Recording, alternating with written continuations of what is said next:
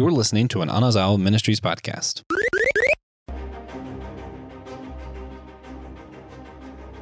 How much magic can there really be in a simple card game? I seriously have no idea. I barely have ever touched a magic card. So I'm here to ask two of our younger hosts, TJ Blackwell and other Josh. I think it's Rosengrant. It is. Good job. Guys, this is Systematic Ecology. We are the Priest to the Geeks. I'm Joshua Knoll. I am the Josh with all the wrong opinions. If you want to just meet a Josh who really doesn't care for Frasier and thinks Halo multiplayer is lame, I'm here for you. If you want to watch Frasier, call me. We can hang out. Yeah. We have Josh with the good opinions here and TJ Tiberius 1. TJ, what you been geeking out on lately? Guilty Gear Strive. Nice. It's one of the, in my opinion, best fighting game of the past, few years, good few years. And I threw a little tournament in my apartment and won. Yeah, of course. I played 6 people who I taught how to play the game. Felt kind of unfair. Yeah. Remember when I taught you how to play Smash Bros. And then made you play a tournament? And then a year later, you got to where you beat me every time? That was great. I think very appropriately, that's how I feel when I play Magic, because I've taught a lot of my friends how to play Magic. And so for most of those, it doesn't often end up being a very even match. but I like to get people into the hobby. So what I've been geeking out on, well, I suppose there's 2 things I could mention. One, literally 5 minutes before I got on this recording, I was playing Magic, which, once again, nice, very appropriate for today. And second of all, maybe my favorite single novel is now getting a graphic novelization. Interesting. And it's actually, the art is drawn by Mike S. Miller, and those of you who are a big comics fan will recognize him as the guy who drew Injustice. Yeah. And what's also, the novel? It is Shadow of the Conqueror, by Shad M. Brooks, I think his name is. Nice. It's not Brooks. And you and TJ will actually, coming up, y'all are doing an episode on your favorite fictional book series anyway, right? So yeah, you'll probably hear me rant about that quite a lot in that episode. Nice. Well, guys, we are here to discuss a card game, Magic. Josh, if I remember right, Magic the Gathering, yes. Josh, if I remember right, you are in charge or a head of or a part of a cards and board game group at your school, is that right? That's actually right. I don't know how you remember that. So yeah, at the college I go to, we have a club, which is just a generally gaming club, and there's a lot of different sections, and I am the leader of the card game board game section. So that actually is non-trading card games, because trading cards are their own entire section because they're such a big thing. So my stuff is more like Arkham Horror or Betrayal at House on the Hill. That's a lot more of what I'm in charge of. However, we do have a big section of trading card game stuff, which is almost exclusively just Magic the Gathering. And we do quite a lot of that. Disney's making a knockoff of Magic. Yeah, Lorcana. Disney stuff. I might play it. If I can convince TJ to play it. I'm very intrigued to try Lorcana. I'll try it. Sick. What little cards they've shown of it, it looks like it'll be pretty interesting. So the only time I have played Magic the Gathering was TJ gave me some cards, gave me a deck he thought that I would like, and then just beat me for a few days playing that game. Yeah, it was just standard.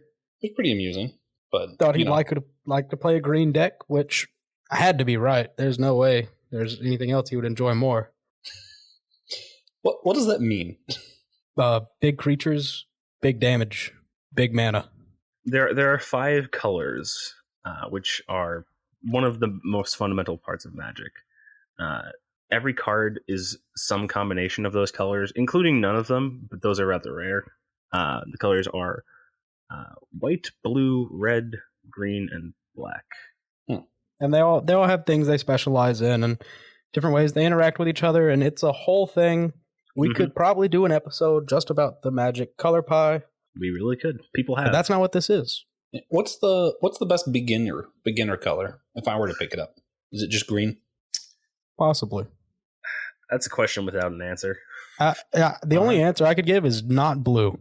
I'll say, is it like rock, paper, scissors? Like probably. They all just kind of have their own thing? They all have their own thing they're good at, and sometimes some of them don't like the other colors as much, but it's also most. I think it's fair to say most decks end up being 2 colors, but that's really true of Pokemon too. Any number. I did get into Pokemon for a while, and it's always just an awful idea to have all one element, but then someone with the counter element just wins. That sucks. Yeah. Not the same. All right. Well, TJ, what is your color of choice? I'm an Orzhov player, which means black white. Ooh, yes. Fun. All right, Josh, what about you? So it's funny. I started out as a Boros player, which is red and white. But I've kind of progressed, and at this point, every time I make a deck, it ends up being all 5 colors. Nice. You're playing Commander. Yeah, I'm playing Commander. Okay. I do have an all 5 color 60s deck too, and it's insane. But Cascade Tribal. Nice. So what does that tell us about your play style? Ooh. What is a white-black deck like? Is that like a long game kind of strategist, or is that what do you specialize? It's kind of a mid game. Yeah, it's mine usually end up being mid game. All right, Josh. What does the rainbow choice mean? It means you're very probably going to be long game because you're going to have to work on getting all 5 colors available to you before you start doing too much. Okay, that checks out. So, how did you guys both get introduced to Magic the Gathering? I started playing. Let's see, when I was pretty young. It would probably have been at least 10 years ago now. It was actually my sister who got me into the game. Now, she was in college at the time because she and I are very different in age. We're about 10 years apart. So she was in college. She learned to play Magic with her friends. She bought one of the pre-con Commander decks of the time, one of the 2012 pre-cons, first round of pre-constructed decks for Commander, the Eternal Bargain pre-con. And so she taught me to play with a bunch of 60-card decks she had. And then eventually she stopped playing it. And so she gave me her Commander deck. And I fell in love with Commander after that because I had never really done too much Commander before that. And I got that, and I met a bunch of friends in high school who played it. And I now play a lot of Commander, mostly. And I still have that Commander deck that she gave me all those years ago. And I have souped it up to be very strong. And I'm very happy. Nice.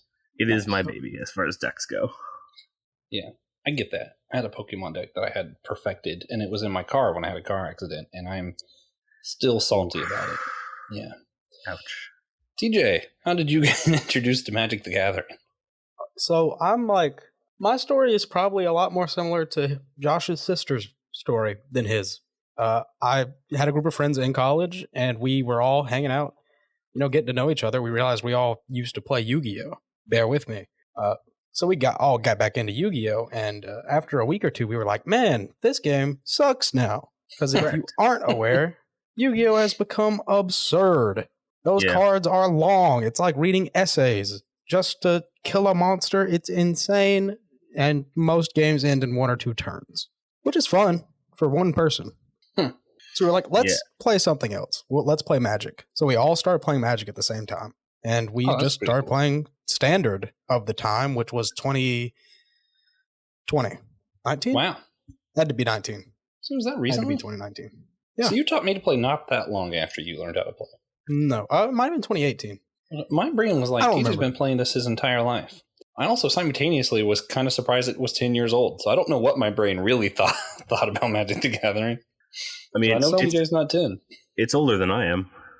I've told you many times at this point that this game is 30 years old. Is it my age? Like exactly? Yes. Did it start on my birthday? When did it start? 92? 3? It's old. Let's see. What was the original release date? 1993, August 5th. Man. Was the official release. Man. So it's not as old as it. Younger than me. But if you count Alpha and Beta, I think those came out the 2 years before that. So I think it goes all the way back to 91. Fascinating. Very old game. Yeah. But that's how I got into it. And we just played Standard and, got a little power happy. And I was the most willing to spend money on the cards. So naturally, I was the best. And that's pretty much how this game works. To an extent. To a certain level. Not in Commander as much. But Commander, I think, helps a lot. But I don't play Commander like that. So I could be completely wrong. Am I? So it's both right and wrong, because there still is, of course, if you're willing to buy some of the more just better cards generally, they're going to help. But because of the singleton rule, the fact that you can only have one of each card in a commander deck, you're not going to buy a full play set of any one card and just always hit that. But there's still what's commonly called CEDH, which is competitive EDH. EDH is actually another word for commander, sort of, but that's another rabbit trail, not to get down right now. And we have people on campus right now who have some more CEDH decks, and despite the format of commander, they can still win on turn 2, just going the combo decks. So bane of my existence. Kind of late in this discussion for this, but I forgot, and for our listeners, how does Magic work? Is it like Pokemon? Am I just like, here's my monster, I beat your monster? Yep, that's exactly right. No, it is surprisingly similar to Pokemon, the card game at least. It's much closer to that than Yu-Gi-Oh! At least. Yeah, it is more similar than you would think, but it's still very, very different. Advanced Pokemon? Yeah. So Pokemon with a degree. Yeah. Pokemon after it's got its doctorate. Exactly. Yeah. And so the energies in Pokemon become lands in Magic. They work fairly similarly, but there's also some very distinct differences in how they work. So just the format of the game, you have all of your cards in your deck. You'll draw 7 of them. Every turn you can play one of them that is a land if you have one in your hand. And to play anything else, you have to what's called tap those lands that you've already played. So tapping something is kind of using it for the turn, is kind of the best way of looking at it from a new perspective. So every turn you can use each of your lands once, and they each make whatever color of mana they are, asterisk. Basically everything has an asterisk in Magic. Don't worry about it. I'm just going to speak in generalities. They tap for whatever color of mana that they are, and then you can use that to pay the cost of all of your other cards. Yeah, and the idea, your monsters and spells and all that kind of stuff. Yeah. You convert lands into mana to cast spells. Mm-hmm. Every card that isn't a land is a spell. Yes. Including monsters. Yes. Okay, sweet. Yeah, they want you to think of it as like you're a sorcerer, you're casting these spells. Yeah, so in much older editions of the game, what are now just creature spells were referred to as summons. It would be summon this creature. And so that's really back into lore. And now the lore of the game is that everyone who is playing it is an exceedingly powerful magic user who is called a planeswalker, and you're having a duel with another planeswalker. And so you're using your magic to summon creatures and just throw spells at your opponent to try to reduce their life points to 0. You can also play planeswalkers. Yes, don't get confused. There are planeswalker cards, which is like summoning an ally. It's kind of the lore side of those cards. I vaguely remember that term from the short period of time that I spent playing the app. Oh, you played Arena? Actually pretty cool. Yeah. It's true. I made him download Arenas and forgot. You mentioned the lore already, and this is kind of behind the scenes a little bit. I make the schedule. I go to the topics. I see a topic. If there's 2 names on it, I see how many episodes they're doing this month. If they're not doing enough, then I'm like, hey, here we go. I'm going to plug this in. I saw Magic the Gathering lore. Saw both of your names. I was like, cool. Put this in here. And the more I think about it, the more I was like, how does a card game have lore? Isn't it just monster beat monster? That's it. I have a monster. That is my lore. But what is going on? How is there lore to this? So Magic is interesting in that it has had so many years to work with it. They have come up with a lot of lore. So originally it was basically just, hey, here's a bunch of things we thought of. We'll just name them fun things and throw them at each other and see what happens. But as the game kind of grew and matured, eventually, I believe mostly after it got bought out by Wizards of the Coast, they started taking all those pieces, those little things, and tying them together. So also cards tend to have what's called flavor text on them, which is after all of their actual abilities, they'll just have in little italics with like quotes and stuff, just little snippets of fun flavor. Yeah. So like a quote from the creature, vanilla, if it's a person, or like a quote about a creature or the spell or whatever. Yeah, there's probably enough flavor text alone in the game to write several books. There is. And they actually have. That is kind of the other thing. They've written pretty decent volumes of material in addition to the card game itself, just to build the world in which it takes place. No, how does that worlds?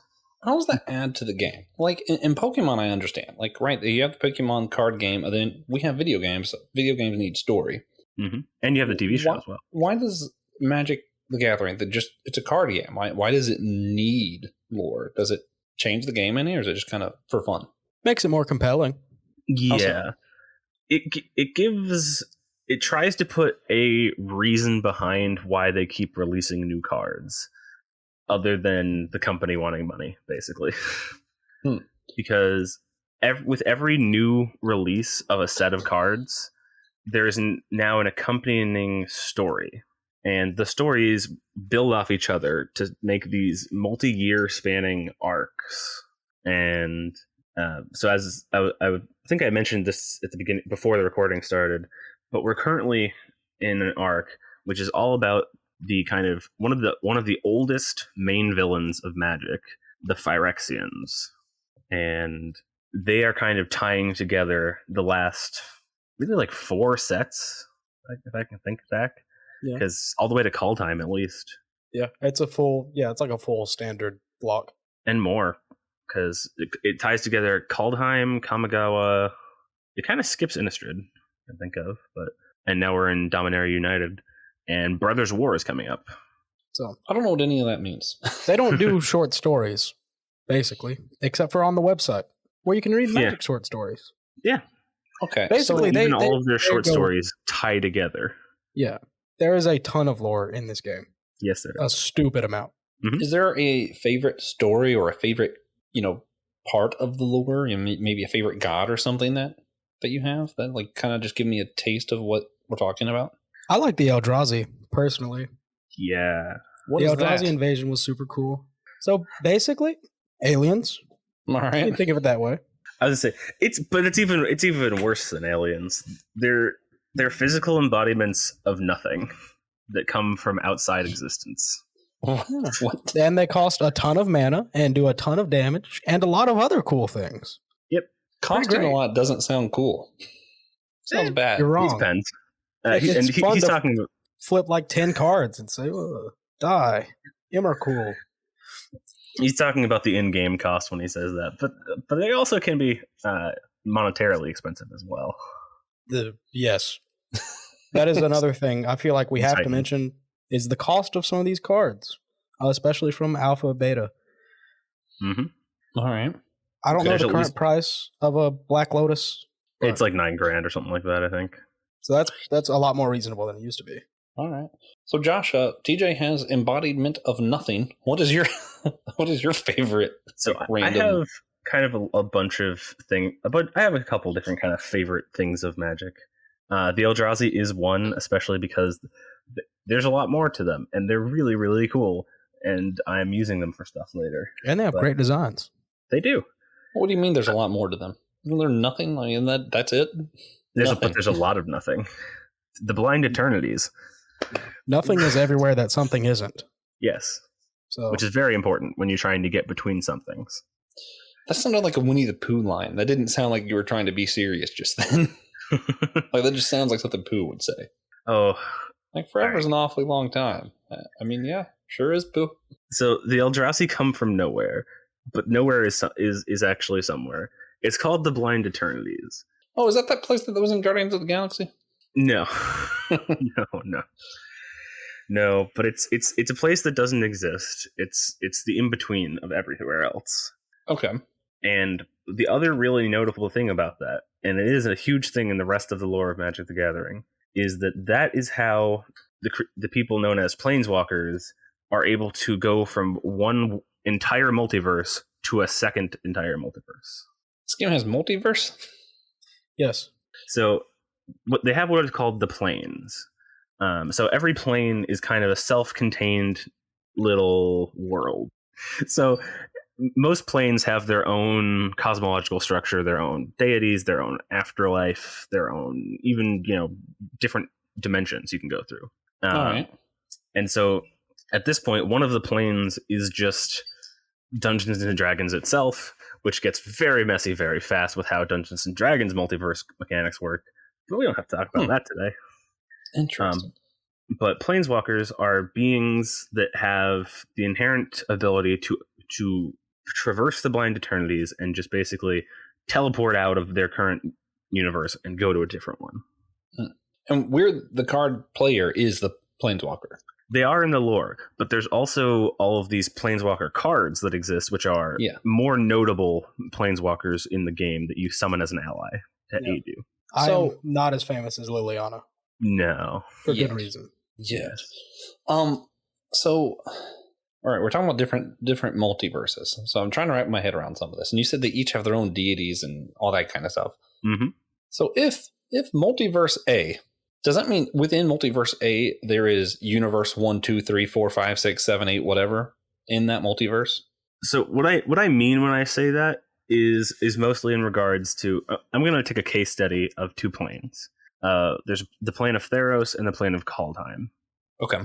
So Theros is one of my three favorite planes, I think, in all of Magic. It's basically your one that's it is Greek mythology reworked as a Magic setting. So they have all the Greek style gods. They've renamed most of them and tweaked them a bit, but you've got all of that. You've got the underworld, and you've got what's called Nyx, which is basically Mount Olympus. Okay. And so Nyx and the underworld are different planes in a D&D sense. So like they're different dimensions, so to speak. But they are essentially a part of Theros itself. There's the material plane of the kind of the earth part, and then there's the underworld and the kind of like heaven's place of Nyx. If you cut to Kaldheim, you have an entirely different material world with its own gods and its own, I assume, afterlife and overworld. So when we say multiverse, we're saying one plane as the multiverse would be like heaven, hell, earth, etc. It can, or it can be completely different. Every plane has its own cosmological setup. If our world, assuming Christianity is correct, our world was a plane, our multiverse would be heaven, our galaxy, hell, maybe purgatory or some other stuff we don't know about. Yeah, basically. And multiple universes that we don't know about. That's entirely possible. Okay. But then there'll be a completely other plane. So whatever. And maybe is there a plane with no gods, no heavens maybe? Yeah, I think some of the planes don't have gods, but can't think of any offhand. Ravnica doesn't have deities at the moment, but I think they used to. Huh. That's Kamigawa? probably farther than I can remember. Kamigawa has more Shintoistic stuff because of being Japanese based, so it doesn't really have gods, but it has the kami and stuff. Do you both have a favorite plane to play in then?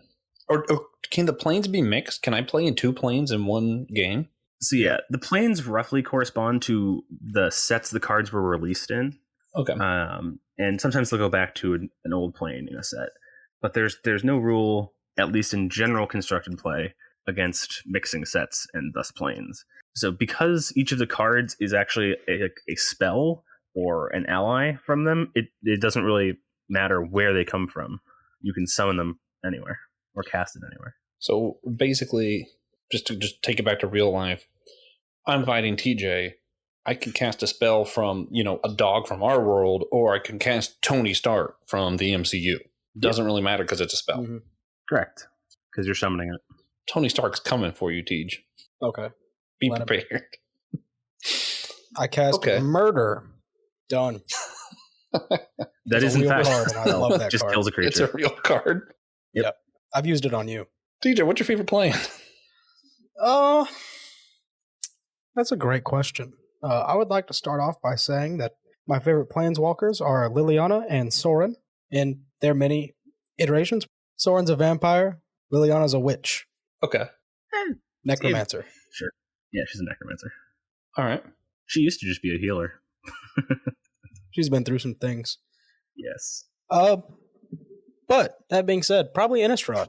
Yeah. I love Innistrad. Vampires are awesome. So just vampire world? Vampire gods? Vampire demons? Sure. Why not? Cool. Practically. And like Innistrad it. is really cool. It's a very dark fantasy plane. All the humans are always worried for their lives. There's vampires and werewolves running around everywhere. Marceline. Witches and such. And they basically are just the whole plane is run by the different vampire families. Okay. And as he mentioned, one of his favorite characters is named Soren Markov, who is the only vampire planeswalker and effectively the ruler of the plane. And awesome. Nice. And awesome, yeah. And most of his planeswalker cards, I think, are pretty powerful in their standard formats. Oh yeah, no, they are. Soren has one of the best sets of cards. So, Josh, what's your favorite plane? So, Innistrad's probably in top 3, but I'd just go with Theros. I really love the Greek mythology aspect of it.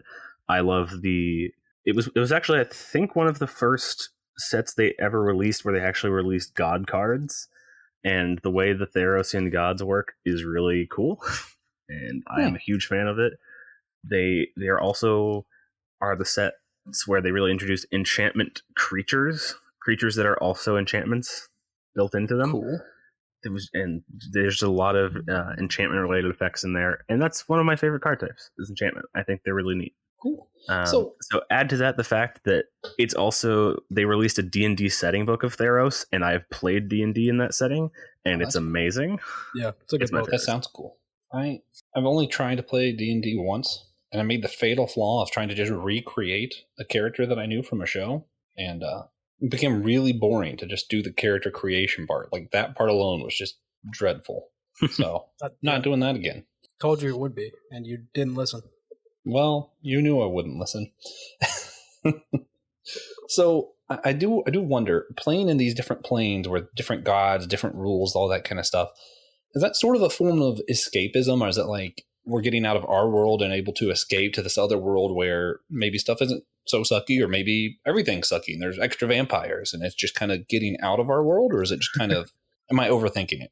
It's a card game. I think if you fall when you start getting into like the stories and the lore, then yeah, you can get to that.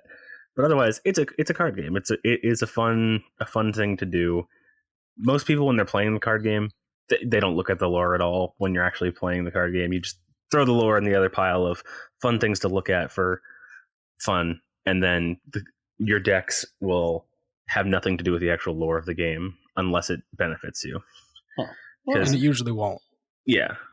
So there's an extent where there's a lot of cards that are meant to work well with each other because they'll have synergy. But at the same token, you are totally allowed to do things in your game, in your deck, which would make no sense lore-wise. Like, you can have Soren and an Eldrazi Titan both fighting on your side, which would not happen. Assume that's funny. Yeah. I don't know the rest of the deck, but those two, Yeah, and Nahiri. There you go. Throw in Nahiri. Yeah. I'm going to put Liliana in that deck, actually, while I'm at it. I mean, hey, if you're playing in those colors, you might as well. So, while we are talking about the lore, though, each plane has a different set of gods, a different set of, if there's a heaven or a hell, or if there's whatever lore, each plane has something different. Mm-hmm. Going into the kind of philosophical, theological stuff that we like to do on this show, is it possible in real life to go to another plane where God isn't God? I mean, is that like, not saying is it true, but is it possible that that's true? It reminds me of, two things. One would just be Narnia and just how Narnia works. But the other would be something similar called Maris, which is a deep cut that most people probably won't get. But it's basically that idea. If you get taken from our world to another world, where what would God still be there? Would he be the same? And I like how those handled it, because they're basically like, he's the same, but it is not expressed the same, because God is outside our world. He created it, but doesn't mean he's going to appear the same to each different world. Yeah, I mean, I'm thinking of it as like, and hey guys, we're getting into heresy land here, so buckle up. But I'm just gonna sit in it anyway. I'm thinking of it. There's so many times where the Bible says something like, God stopped the sun, right? And we know now that, well, it was actually the earth that stopped. And it was just kind of our limited understanding, and that's why it was worded that way in the Bible. And I'm wondering how possible it is when it says God created everything, if it meant our multiverse. So, like Narnia, if there are other universes that are connected to ours, those are also under God. But it's possible there's some other plane out there that's not part of our multiverse. Yeah. Do you think that? No. Okay. Didn't know. Just a thought exercise, just trying to figure out what if, I mean, I think it's a pretty cool thought experiment. Yeah, like, and it wouldn't, at least on the very, very surface level, and I'm sure you can get very into this being, even more heretical, but it's like, it as you pointed out, the Bible is clear that God created everything that exists, which is what exists in our world. Could you say that something that's not in our world exists? Yeah. Is there something outside of our universe, the nowhere? Yeah. So if there was just another universe, who knows? Yeah. And I mean, of course, it also doesn't say that he exclusively created this universe. He could have made a bunch more. Yeah, that's how I feel. Yeah. I think it could be useful to even think about it, though, to think of a plane where there wasn't a God. How would things be in comparison to our plane where there is a God? Because we know that God did create everything, but it could be interesting to think of what it would be like if that wasn't the case, or if these other gods were in control. And I think that might even inform how we worship God here in reality, where there is just God, and how we interact with one another here. Like, if we would interact exactly the same in a plane where there is no God as we do here where there is God, there's an issue. So I think that exercise of the imagination can be helpful. One of my favorite challenging multiverse kind of things like that is a Supernatural series. TJ hates that series. It's bad. Yeah, but I disagree naturally. I've seen like a season of it. God ends up being the bad guy near the end. Spoiler alert. But there's this storyline where he kept trying to get the universe right, and he would create a universe, and basically he didn't like the outcome, or he didn't like how it happened, so he just, was done with that one and moved on and created a new universe, and now he's here. And he just kept doing that. And it was just interesting to see this world where God was the bad guy because he's the God a lot of people imagine, who is this, I'm going to lord over you, all of these rules, you got to do this. And the reason he was bad guy is because that's what he was trying to do, make everyone fit his pieces, and the good guys were fighting for freedom, which is a fundamental misunderstanding of who God is, because when we read the Bible, Galatians 5:1 says it is for freedom he set us free. There's a comic I was reading, a webcomic I was reading, that I mentioned this, I think, in the last episode I was on, where it follows someone who is a Grim Reaper. And the whole idea of the setting is that there is at least very close to the Christian God, like in the whole like structure, but it gets closer to kind of the I don't want to say this. It's almost more like how in Bayonetta, how there's all these there's the angels and there's the demons, and there's these whole factions and everything. So there is a God, and then there is a legion of angels, and they're responsible for humanity, and then there is the devil, and he's responsible for hell. And in the game, or in the comic rather, it slowly becomes revealed that God has vanished, that God locked himself away and told the angels just to deal with humanity for now. Yeah. And it's what happens to the world when God is just gone is kind of something that gets explored throughout the series. That is interesting. Because it's like the angels just have nothing to do. The angels just become ineffective because they don't have somebody to follow. And it just becomes the devil taking over. And so that makes me think of kind of, is it just called, I think it's just called deism, the idea that there was a creator deity and they just left. Yeah. No, I thought deism was more just the idea that there is a God, but that's all we can know. Maybe it is. I don't know. One of those two things. One of the things I was thinking of is, we talk about this a lot on the show, actually. Christian nationalism. You have people who kind of treat as though our nation and the Constitution, all that is equal with the Bible and with God. And it's almost as though they are acting as though there's this deity structure where God particularly chose America and all of the American ways to be part of his word. And because that is what they believe is reality, they are acting completely different than other Christians who, read the Bible, for example. And even other religions, when, we look at Islam has a similar split of people who read the blessings of sacrifice and war literally, as opposed to those who would read it as more of an internal struggle. And I think just how we understand our deity structure and how we understand the lore of the world, lore doesn't necessarily have to be fiction.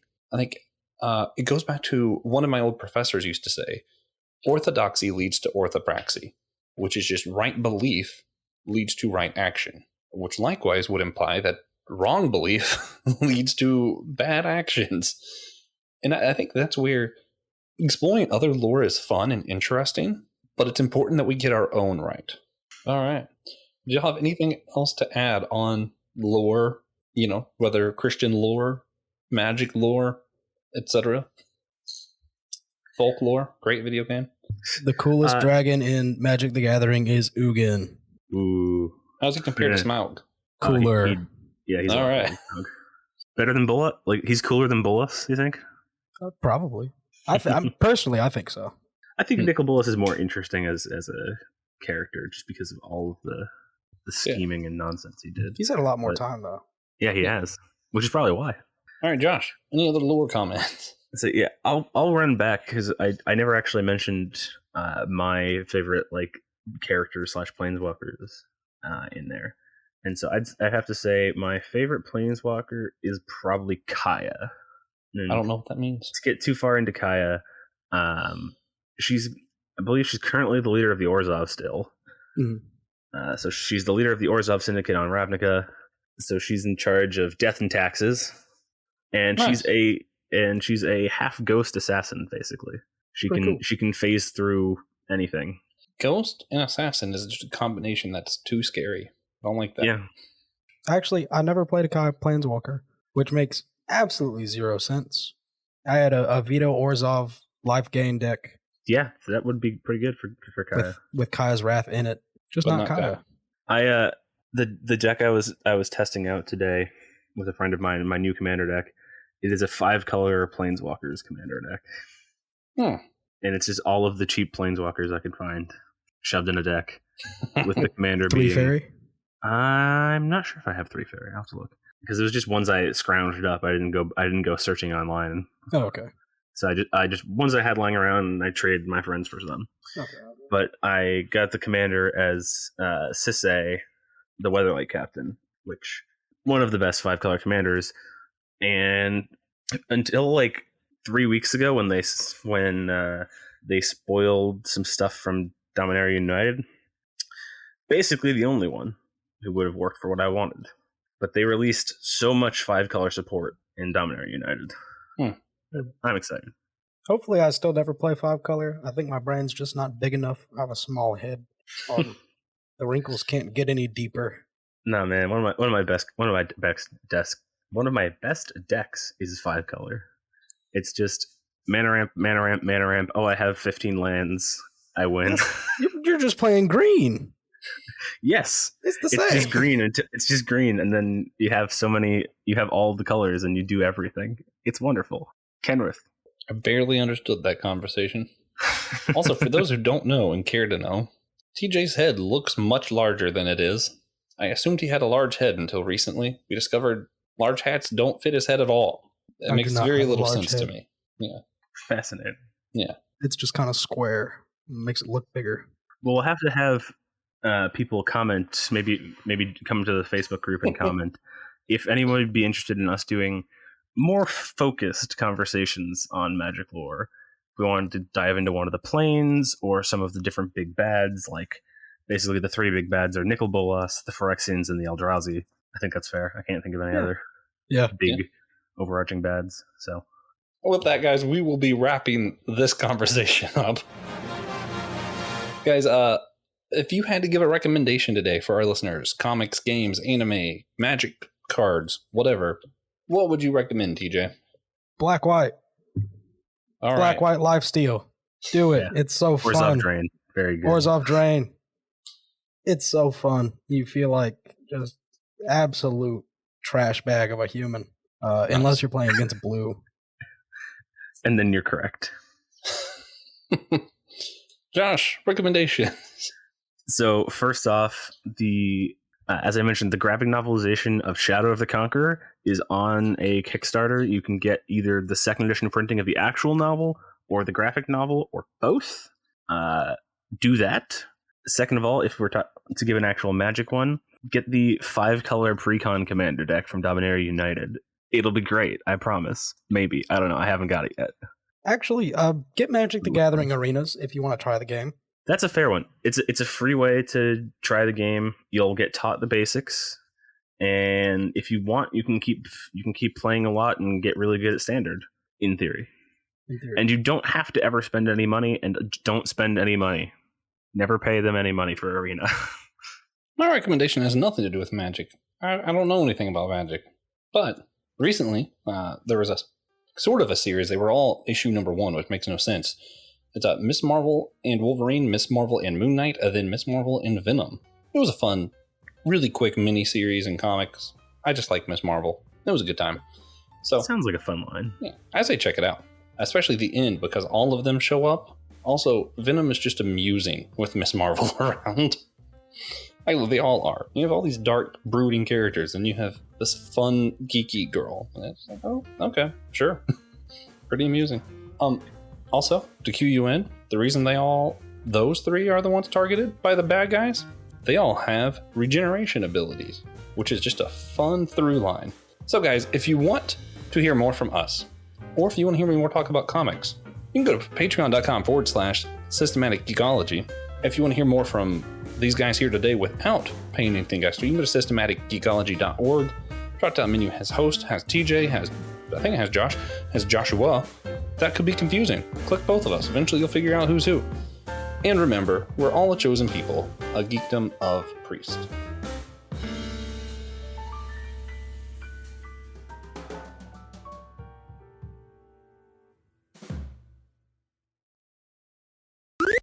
This was an Anazao Ministries podcast. If you enjoyed this show and would like to learn more about our network, be sure to check out the Anazao Ministries podcast network.